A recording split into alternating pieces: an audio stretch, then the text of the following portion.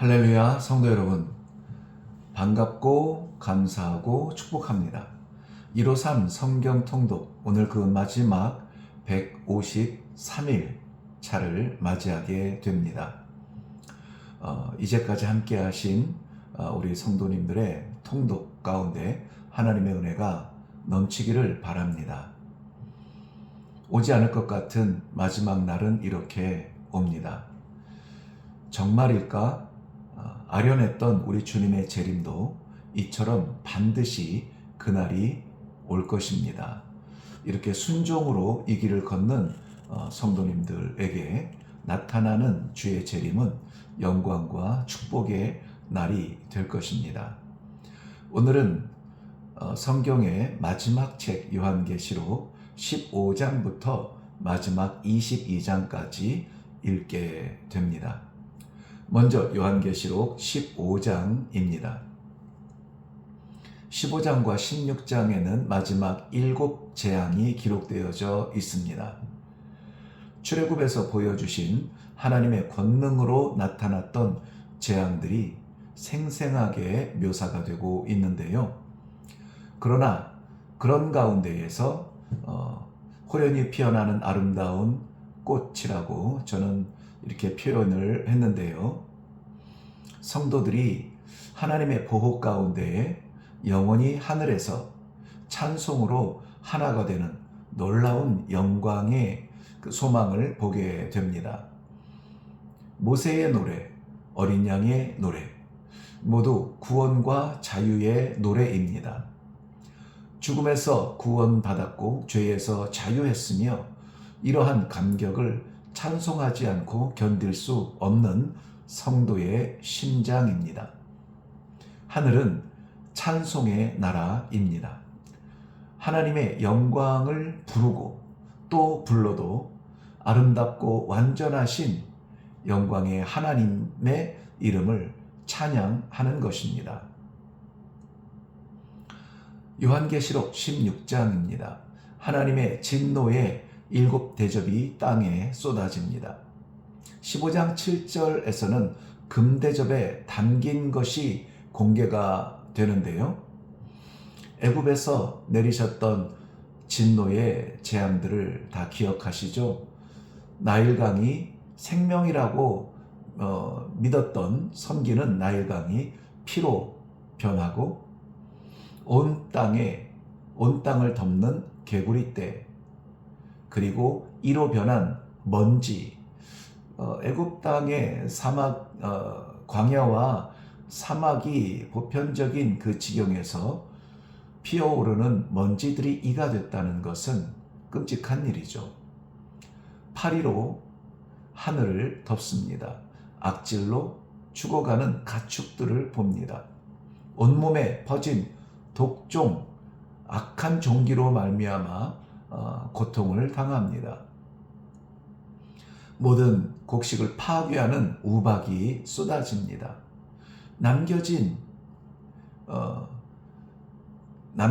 우박에 파괴되고 남겨진 조각마저 먹어버리는 메뚜기 떼의 재앙도 기억하시죠?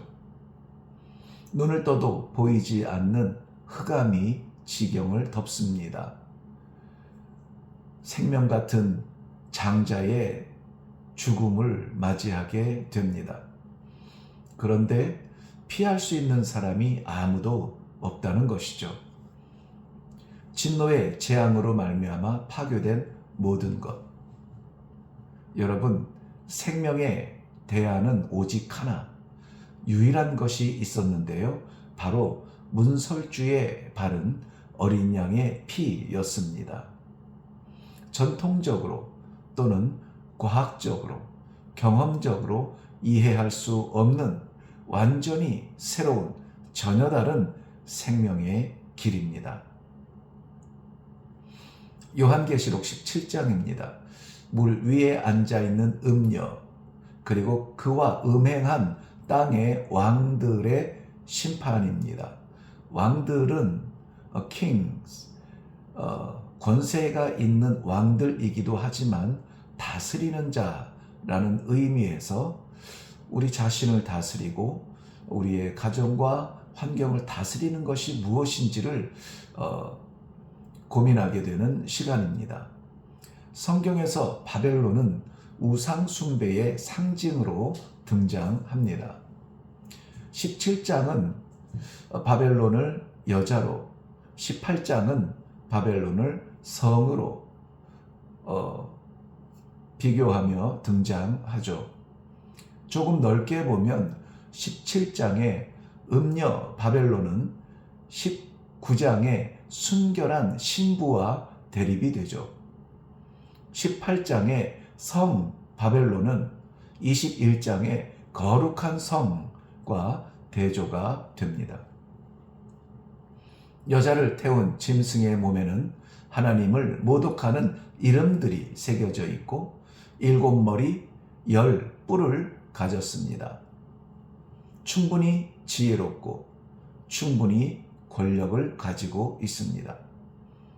그러나 이는 하나님과 상관없는 것이 아니라 그의 이름을 알고 그의 이름을 오히려 오용하고 악용하며 자신의 무엇을 채우기 위해서 사용하는, 그러나 여전히 힘이 있는 거짓 교회로서 배교적 종교 집단을 말합니다. 십자가를 내세운다고, 그리스도의 이름을 선포한다고, 모양과 냄새는 비슷하지만 그러나 전혀 다른 끝을 가리키고 있죠. 그래서 이단은 달을 이 끝단이라는 단어를 씁니다. 시작은 비슷한 것 같은데 끝은 천국과 지옥의 결별처럼 나눠지게 됩니다. 요한계시록 18장입니다. 바벨론, 유죄입니다. 부요하고 힘도 있고 권세와 능력이 있습니다. 그러나 하나님으로부터 성도들을 유혹하고 시험한 것에 대하여 유죄 판결을 받습니다. 바벨론의 멸망은 구약에 나오는 모든 심판과 멸망의 예언들을 총망라합니다. 바벨론은 인간을 상품화하고 하나님의 생명의 가치를 무너뜨린 시대의 악을 대변하고 있습니다. 그러나 14절 말씀처럼 자신은 소멸됩니다. 자신이 소멸되는 것에 만족하지 않고 그를 따르는 모든 사람을 소멸의 자리로 유혹합니다. 하나님의 백성들은 세상과 동맹의 유혹이 여전히 있습니다. 하나님과 세상의 융합, 조합인 것처럼 아름다워 보이지만 인간의 편리를 극대화하는 유혹을 일으키고 있는 것이죠. 그러나 공의가 이루어질 때 남겨질 것이 전혀 없는 허무한 것이라는 것을 알아야 합니다. 성도의 영원한 보화는, 그리고 안전한 처소는, 그리고 완전한 안식은 하나님의 나라에 있습니다. 요한계시록 19장입니다. 19장의 전반부에 힘차게 들리는 소리를 들으십니까? 할렐루야입니다. 세상을 다스리는 듯한 바벨론의 위협이 사라지고 하늘의 찬송 소리가 울려 퍼집니다. 혼인의 최고의 기쁨, 어린 양의 혼인잔치, 그 모든 기쁨의 중심에 예수 그리스도께서 계셔야 합니다. 그리스도를 둘러싸고 있는 모든 사람들, 모든 나라, 모든 민족, 모든 방언, 그 가운데서 나온 그의 백성들입니다. 이를 바라보는 그리스도의 행복한 잔치입니다. 그 잔치의 주인공은 구원받고 혜택받은 성도들이 아니라 구원받고 혜택받은 성도들도 감격스럽지만 그러나 그것을 이루시고 얻으신 어린 양 예수 그리스도가 그날의 주인공일 겁니다. 그리스도께서 승리하셨습니다. 할렐루야로 찬송하지 않을 수 없습니다. 요한계시록 20장입니다. 20장에는 아주 중요한 주제가 등장하는데요. 긴장하며 마음에 새겨야 하는 부분인데 바로 천년에 대한 이해입니다. 이 시간에 이것을 자세히 다 다루지는 못해서 가끔 설교 가운데에 언급을 하지만 그래도 오늘 다시 다루어야 합니다. 천년은 예수님의 재림과 연결이 되어져 있습니다. 하지만 예수님께서 재림하실 때에 천년의 다스림이 순교자들과 함께 있을 것인데 바로 이 천년 전에 재림하실 것이다 라고 이해하는 사람들이 전천년설이라는 논리를 따릅니다. 바로 이 순교자들과 다스리는 천년 이후에 재림하실 것이다. 이것이 후천년설입니다. 아니다. 천년이라고 하는 것은 숫자가 아니라 예수님께서 성육신하신 그 초림 이후에 그의 공생애를 지나 십자가의 죽음 그리고 부활 약속하신 재림의 그 사이 바로 지금 살아가는 이 시대를 천년이라고 한다 하니 이것은 딱 천년을 말하는 것이 아니라 벌써 2000년이 넘지 않았느냐. 그래서 이 천년이라고 하는 시간에 매일 것이 아니다. 지금의 이 교회 시대의 상황을 천년이라 볼 것이다. 이렇게 말하는 논리를 갖는 사람들의 이해가 무천년설을 주장합니다. 그런데 우리는 이 전천년설 가운데에 교회 시대 이후에 예수님의 공중 재림이 있고 성도들의 휴거가 있은 후에 7년 대환란이 땅에 일어나고 나머지 기회를 찾는 사람들에게 주어진 이 대환란 가운데 이겨내야 되고 예수님의 그 후에 지상 재림이 일어나서 천년 왕국을 누린다라는 아이디어를 가진 사람들이 세대주의적 전천년설을 주장하고요. 그 다음에는 교회 시대는 교회의 환란의 시대를 지나고 예수님께서 단번에 한 번에 재림하실 것인데 그리고 천년 왕국을 누릴 것이다 라고 하는 것이 역사적 전천년설입니다. 우리 대한예수교 장로회 특별히 본교회가 속한 합동 측에서는 역사적 전천년설의 교리를 지지합니다.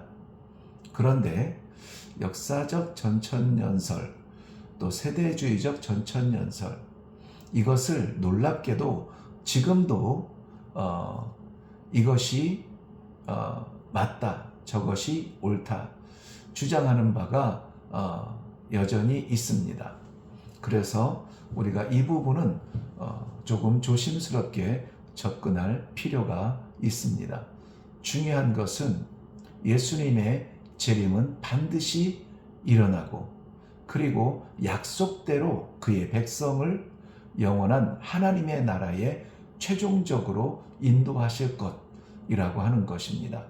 이것이 시간적이냐 아니면 상황적이냐 환경적이냐 이런 것에 예민해서 154일 동안 읽은 것들과 주신 은혜가 물거품되지 않도록 우리는 본질적인 것에 마음을 쓰고 언제 오실지 모르는 그러나 반드시 오실 예수님의 재림 앞에 부끄럽지 않도록 오늘이 천년이든 오늘이 천년의 하루이든 오늘이 천년의 환경이든 우리로서는 약속을 따라 최선으로 충성을 다하는 성도의 사명만 있을 뿐입니다. 요한계시록 21장입니다. 새하늘과 새 땅. 다시 말씀드리면 태양의 영향을 받지 않는 새로운 하늘, 새로운 땅, 그날의 시작입니다. 어린 양의 혼인잔치를 방해하고 더럽힐 것은 아무것도 없습니다. 슬픔, 눈물, 아픔, 고통, 이별, 심지어 밤도 없는 하나님과의 영원한 동행의 시간입니다.